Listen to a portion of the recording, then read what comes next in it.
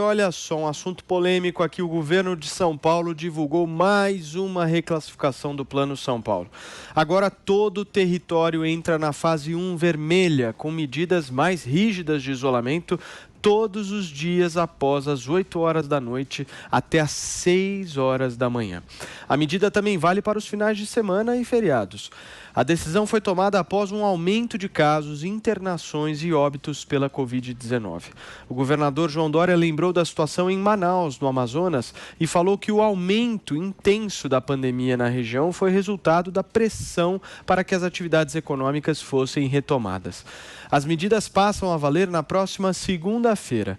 Diante do aumento no número de casos, internações e óbitos, o governo do estado decidiu adiar o início das aulas da rede pública e suspendeu a obrigatoriedade presencial dos alunos nas fases laranja e vermelha do Plano São Paulo.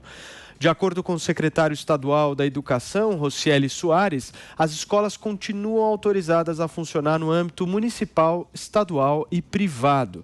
Na rede estadual, a primeira semana de fevereiro será para reforçar a formação dos professores e a comunicação com as famílias sobre os protocolos de retorno. Lembrando que o secretário Rocieli estará no Direto ao Ponto da próxima segunda-feira, às 9 horas da noite, aqui na Jovem Pan. Constantino, você começa essa rodada. Olha, Paulo, lamentável a decisão do governo de São Paulo e um absurdo, né? Já deu isso. O governador se mostra muito pouco afeito à ciência. Ele usa muito isso, né, nos discursos, mas a verdade é que é leviano ele falar que foi o relaxamento do isolamento que levou à situação de Manaus. É absolutamente leviano e eu vou além, é falso, né? Então, o Brasil é um dos poucos países do mundo que ainda não retornaram às suas aulas nas escolas presenciais. Isso vai custar muito, muito a uma geração. Então, nós estamos brincando com coisa muito séria. O governador está colocando de joelhos negócios que são vidas que dependem desses negócios para botar comida na mesa e todo mundo sabe que o governo federal não tem mais condição de ficar estendendo o auxílio emergencial. Ou seja, a coisa vai começar a ficar muito ruim, já tem pesquisas e estudos que mostram que a estimativa de perda de vida por conta do isolamento e a depressão econômica, mas supere muito o que estamos falando de números de perdas do Covid. Então, tudo isso causa espécie. É uma coisa muito estranha, né? Eu citei o exemplo mais cedo da Merkel, e a mesma coisa, a Merkel adotou medidas restritas, era tida como a responsável da ciência, e a Alemanha está na situação que está, além da Argentina. E aí a turma esquece. Quem tem o ônus da prova, Paulo, é quem quer defender uma medida tão drástica e arbitrária, que avança sobre nossas liberdades e que joga na miséria milhares ou milhões de pessoas, é que tem que apresentar a prova de que isso é eficaz. Não há comprovação científica de que o lockdown resolve. Muito pelo contrário. Tem até um professor, que é o Bruno Campelo, da Universidade Federal de Pernambuco, que está como consultor do Ministério da Saúde, que fez um levantamento com os dados disponíveis e concluiu que piora a situação, o lockdown. Tá? Pode parecer contraintuitivo, mas na verdade nem é tanto. Se as pessoas soubessem como começou esse papo de lockdown, iam desconfiar mais da empáfia do governador em falar em nome da ciência. Foi uma menina de 14 anos de idade que fez um estudo teórico, nunca foi testado empiricamente, e o tio dela, que era ligado ao CDC, se eu não me engano, na época do governo Bush, ele acreditou que isso podia evitar o alastramento de doenças contagiosas como a gripe suína. Então esse troço partiu já de uma coisa totalmente sem pé nem cabeça e sem base científica.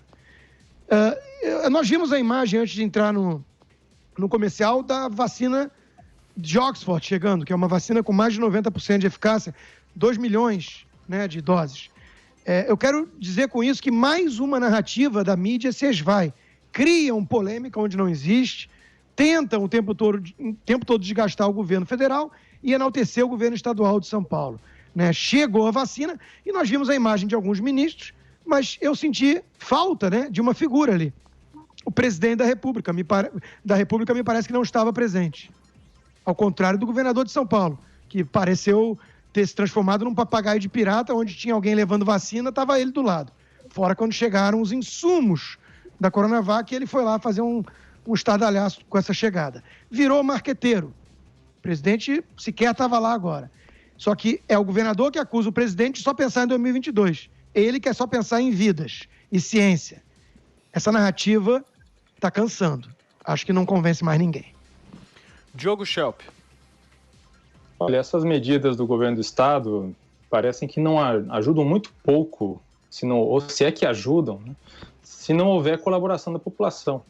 A gente viu, por exemplo, para pegar um exemplo aqui já recente do próprio estado, os municípios que já estão na fase vermelha, que, portanto, já estão com restrições, nesses municípios o índice de isolamento social é baixo, ou seja, essas restrições que são meio termo aí, que não chegam a ser um lockdown, elas não têm o efeito de diminuir a circulação de pessoas, evitar aglomerações e assim por diante. Existem muitos indícios de que o isolamento social reduz a taxa de transmissão.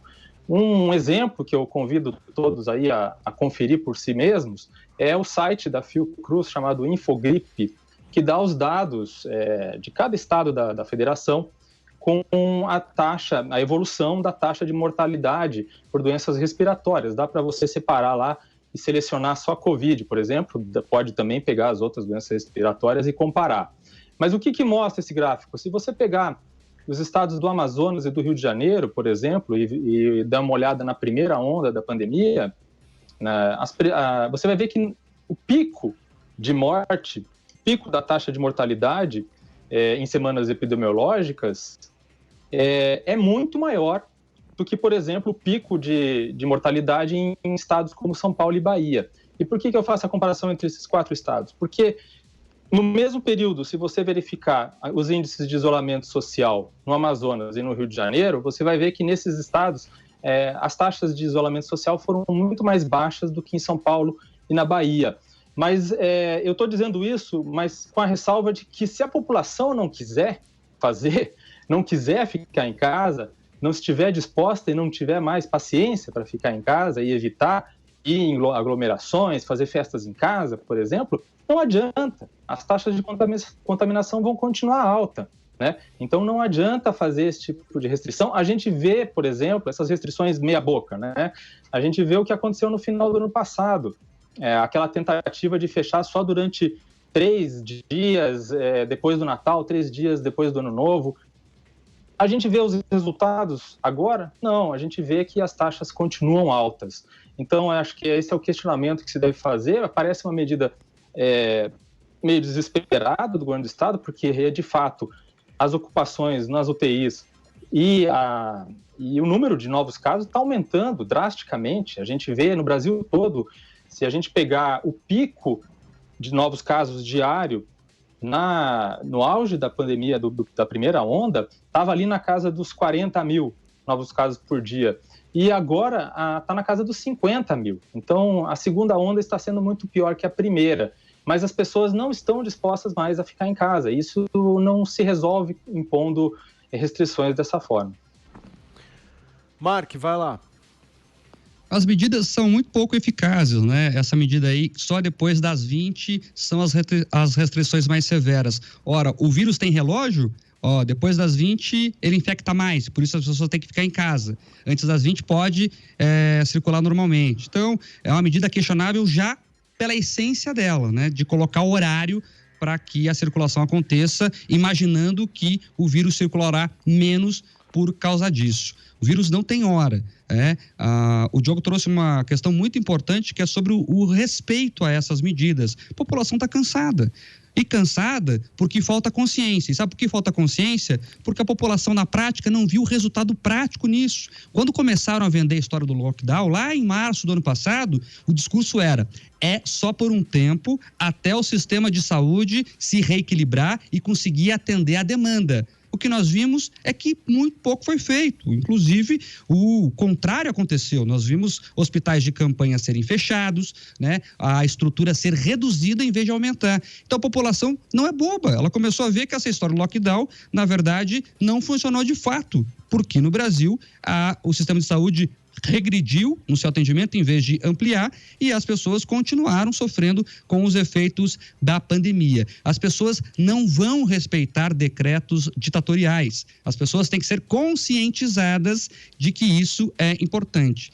Pode passar vergonha o governo de São Paulo quando vê que as taxas de isolamento não vão subir. Quer um exemplo? O transporte coletivo. O governo e os governos, isso não acontece só em São Paulo, acontece em todo o Brasil, os governos são enfáticos, né? Fecha o comércio, obriga as pessoas a ficarem em casa, né? Tira liberdades individuais. Agora, o transporte coletivo, que em muitos casos é comandado pelo próprio Estado, está superlotado e muito pouco se faz.